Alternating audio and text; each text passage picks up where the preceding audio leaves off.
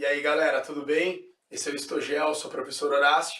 Bora para mais uma aula de História. Vamos falar sobre Revolução Francesa, um dos temas mais importantes da história contemporânea, que abre, né, aquilo que nós chamamos de História Contemporânea, sem dúvida nenhuma, sob o ponto de vista ideológico, político, social, a revolução mais importante dos nossos tempos, né, que vai levar o mundo de um período feudal para um período moderno, assim podemos dizer, construindo então novas formas de governo, novas formas de sociedade, abrindo espaço para inúmeras ideologias sociais, socialismo, comunismo, feminismo, enfim, vai impulsionar a luta pelas independências da América Latina e uma infinidade de outras grandes revoluções que o mundo vai verificar após a Revolução Francesa.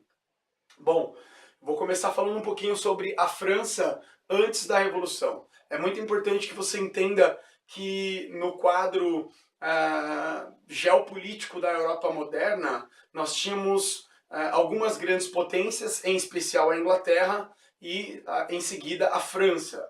A França, desde Luís XIV, o Rei Sol, vinha atravessando um período extremo e muito preocupante de crise econômica e financeira por conta de inúmeros gastos que a corte francesa da dinastia Bourbon sempre fizera dentro do Palácio de Versalhes. A própria construção do Palácio de Versalhes revela um desprezo gigantesco da monarquia francesa em relação à sua população, quando constrói-se então um palácio que rege o poder sobre esse enorme e importante país chamado França, que vai ficar aí aproximadamente 14 quilômetros de Paris. Isso já tem que mostrar para nós o quanto a monarquia Bourbon desprezava a sua população, o terceiro estado, a burguesia. Nós podemos, por exemplo, fazer uma comparação com Brasília, né? Sabemos que existem outras motivações, mas o fato de Juscelino Kubitschek ter levado a capital do Brasil para o centro-oeste, para o interior do Brasil, revela um certo desapego pelas questões sociais, há um distanciamento entre política e povo, entre governo e nação, que acabam, de alguma forma, gerando questionamentos e até mesmo revoluções. A França tinha atravessado duas importantes guerras. A primeira e mais importante é a Guerra dos 7 Anos, contra a Inglaterra, disputando ainda as suas colônias na América do Norte. Essa guerra, a França é derrotada e sai completamente endividada, basicamente em falência após essa guerra. E não bastante, a França também se envolve na Guerra de Independência dos Estados Unidos, no finalzinho, já na reta final do século XIX, apoiando os colonos americanos entre 1776 e 1783, o que gerou ainda mais desgaste econômico por parte do governo da coroa francesa. Junto com isso, nós podemos dizer também que é um fator importante uma grave estiagem, né, um inverno muito intenso entre os anos de 1788 e 89, que vão fazer com que a produção do trigo entre em crise, elevando o preço do principal produto da alimentação francesa, que era o pão, e também temos então um agravamento do quadro social, uma condição extremamente miserável por parte de aproximadamente 24 milhões e meio de habitantes. Estima-se que a França tinha aproximadamente 25 milhões de habitantes no ano inicial da Revolução Francesa. A França era basicamente um estado feudal. Ela tinha uma sociedade regida por estamentos, né? Ou a gente pode chamar de estados. No primeiro estado tínhamos o clero, que pode ser dividido entre alto clero e baixo clero. Nós tínhamos o segundo estado composto pela nobreza, essa nobreza já bem modificada, né? Uma vez que você tem uma nobreza cortesã, que é aquela nobreza que vive na presença do rei, no castelo, no palácio, uma nobreza realmente pomposa, né? Enriquecida, dona das principais terras do estado. E você tem também uma nobreza provincial, que é aquela nobreza mais empobrecida, menos importante, E você tem um fato novo que surgiu na Inglaterra na Revolução Puritana e depois na Revolução Gloriosa, mas que de alguma forma se espalha por outras monarquias europeias, que é a nobreza de toga, que é essa burguesia enriquecida que passa a comprar títulos de nobreza. E o terceiro e último estamento da sociedade francesa pré-revolução é o terceiro estado, composto basicamente pela burguesia, os grandes empresários, comerciantes, abaixo dos grandes empresários e comerciantes, mas ainda fazendo parte do terceiro estado, nós temos os camponeses, né, que são basicamente pseudo-escravos, né, vivem de servidão, uma condição extremamente penosa, trabalham no campo sem nenhum direito e ficam basicamente com uma parte da produção que torna essa sociedade extremamente vulnerável e extremamente miserável. Não somente camponeses, mas Paris e outras províncias aí com seus 5, 10, 15 mil habitantes, que era a média de habitantes de uma cidade desse período. Só para vocês terem uma noção, por volta de 1800, Londres tinha mais ou menos 800 mil, próximo talvez de 1 milhão de pessoas, e era a cidade, poderíamos dizer que era a única grande cidade do mundo e da Europa em especial. A França, Paris, vinha em segundo lugar com no máximo 500 mil habitantes. Todas as demais cidades da Europa a gente pode chamar de província, não tinham mais do que 20 mil habitantes. Então, nessas províncias nós tínhamos os trabalhadores urbanos, né? Que são trabalhadores artesãos, artífices, pequenos vendedores, pequenos produtores, que também são muito explorados e fazem parte do terceiro estado. A Revolução ela vai começar a partir dessa enorme crise econômica instalada no território francês. Luís XVI, que era então o atual rei, ele, buscando resolver a crise, convoca uma Assembleia dos Estados Gerais, que, para deixar registrado, não era convocada há pelo menos 100 anos, aí aproximadamente. Essa Assembleia dos Estados Gerais, basicamente o plano já estava feito. Luís XVI, com a ajuda do clero e da nobreza, lançaria uma nova taxa, um novo imposto, que recairia sobre os camponeses, sobre os burgueses, que então financiariam o Estado, tirando o Estado da crise. A votação seria feita por estamento, por Estado, ou seja, o primeiro Estado teria direito a um voto, o segundo Estado direito a outro voto e o terceiro Estado com o último voto. Claramente você precisa entender que primeiro e segundo Estado têm uma característica comum, são proprietários de terra, têm privilégios de pagarem poucos ou nenhum imposto, têm os seus objetivos em comum. Em contrapartida, o terceiro estado é um setor da sociedade francesa extremamente heterogêneo, né? Você tem desde ricos burgueses até camponeses e trabalhadores urbanos extremamente pobres e miseráveis sem nenhum direito. O que se discute então nessa Assembleia é que os votos não deveriam ser feitos por Estado, mas por deputado. E à medida em que Luís XVI se nega a fazer isso, o terceiro Estado então convoca uma Assembleia Nacional Constituinte, ou seja, começa a Revolução Francesa em julho de 1789. A tomada da Bastilha ela é um caráter extremamente simbólico, mas muito importante para a Revolução, porque é quando realmente a Revolução toma as ruas, né? Em julho de 1789, a Bastilha era uma prisão basicamente medieval, aonde estava ali muito claro o poder arbitrário de Luís XVI e do Estado monárquico francês, que podia prender pessoas sem nenhum direito de defesa, existiam vários métodos de tortura, existia uma infinidade de desigualdades de cunho social, político, que estavam muito representadas na Bastilha.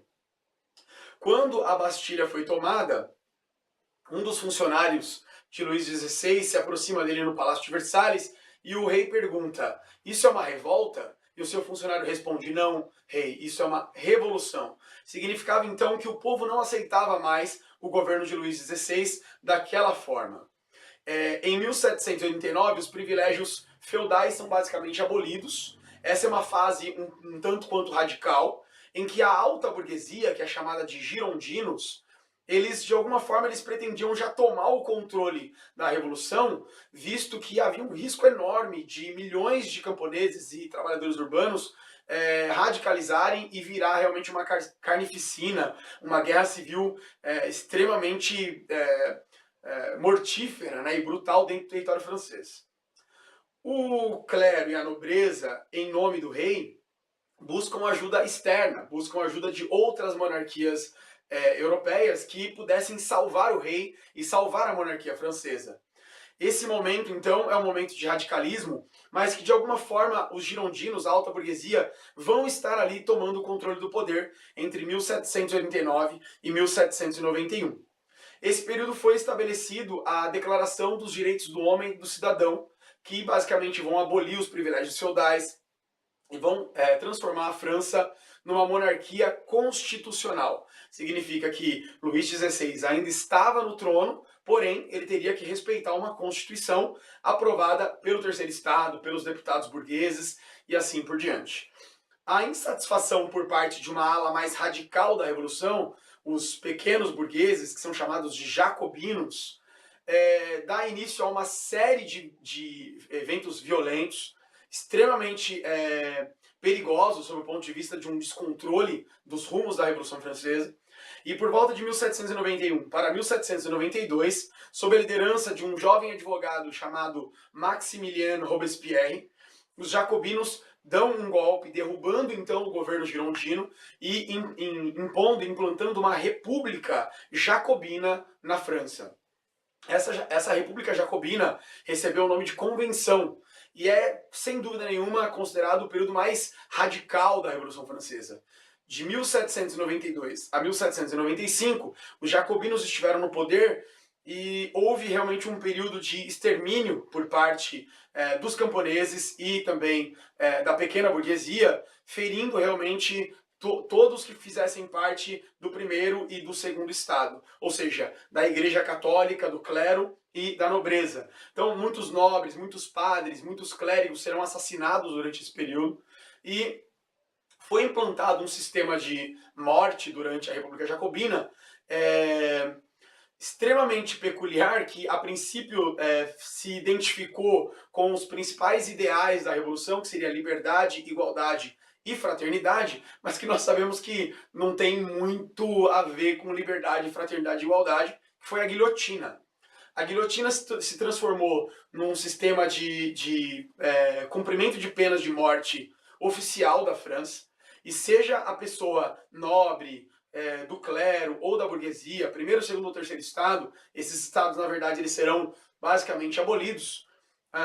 As pessoas passariam, caso fossem julgadas e culpadas e levadas à pena de morte, sacrificadas com apenas um golpe de guilhotina.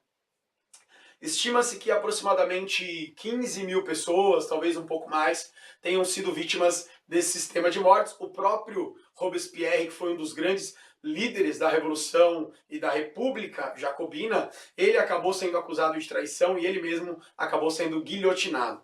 Obviamente, Luís XVI e a sua esposa, Maria Antonieta, também foram guilhotinados por volta ali do ano de 1793.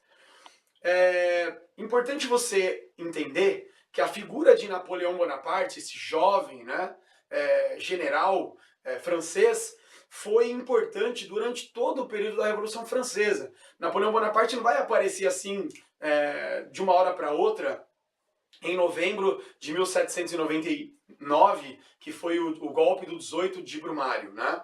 Ele já estava, de alguma forma, ativo nas manifestações burguesas durante todo o período revolucionário. E por ser um general extremamente bem sucedido nas suas várias campanhas militares, ele acabou se tornando um nome extremamente importante e popular, que vai apoiar a alta burguesia, os girondinos, e vai acabar futuramente governando em nome dessa alta burguesia, que é o grupo chamado girondinos. Em 1795, nós entramos naquela que será a última fase da Revolução. Os girondinos, que são a alta burguesia, vão dar um golpe na Convenção, na República Jacobina, derrubando então os partidários jacobinos, e eles vão implantar um novo governo chamado de Diretório. Esse diretório, obviamente, era um governo que fazia as vontades e atendia aos interesses dos grandes burgueses da França, dos girondinos, e esse governo enfrentou, obviamente, obstáculos, porque o grupo jacobino perdeu o poder, mas não desistiu do poder. E liderados por um jacobino chamado Babeuf, né, existiu uma comuna, né, uma espécie de comuna dos iguais, um movimento que ficou conhecido como Conspiração dos Iguais.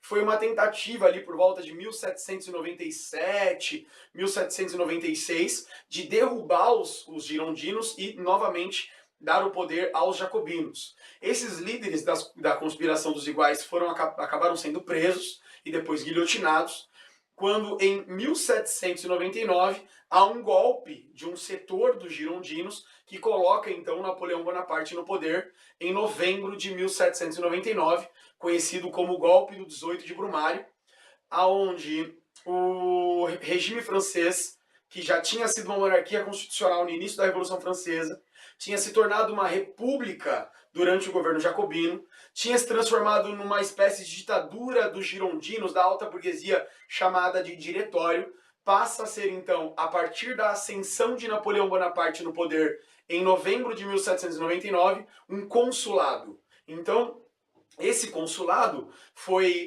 lançado em nome de 3 governantes, não somente Napoleão, mas outros 2 personagens políticos do período revolucionário, que obviamente correspondiam aos interesses da alta burguesia. De fato, o poder acabou ficando com Napoleão, porque era um homem do exército, era um homem que tinha uma aceitação muito grande por parte de inúmeros setores sociais da França. E nós percebemos então que a Revolução Francesa, que todo aquele ideal de liberdade, igualdade, fraternidade, ele acaba com a ascensão ao poder de Napoleão Bonaparte. Porque Napoleão ele deixa de governar para todas as classes sociais da França e passa apenas a atender aos interesses da alta burguesia. Era uma forma de consolidar o poder da alta burguesia dos girondinos. De 1799 até 1804, Napoleão vai dar um novo golpe dentro desse sistema e vai se autocoroar, se autoproclamar imperador da França. E o Império Napoleônico é tema de uma próxima aula, mas ele é caracterizado por uma ampliação da economia francesa. A França, de alguma forma, se recompõe sob o ponto de vista econômico, em nome da alta burguesia. Agora, os privilégios não são mais privilégios feudais, baseados no nascimento, na classe social, no sobrenome, mas nas conquistas e no poder financeiro de cada indivíduo. Então, o povo pobre, né, o povo analfabeto, camponês, o trabalhador urbano, é basicamente lançado no esquecimento. E os trabalhadores, a mão de obra da França, continua a não ter direito nenhum. Né? E haverão então lutas ao longo de todo o século XIX por parte dessa classe social que não conquistou os seus direitos com a Revolução Francesa. Eu espero que você tenha compreendido. Essa foi então um resumo geral da Revolução Francesa. É um tema que você precisa ler, precisa estudar com calma. Se você gostou da aula, deixa um like no vídeo, se inscreve no canal e até a próxima aula. Valeu!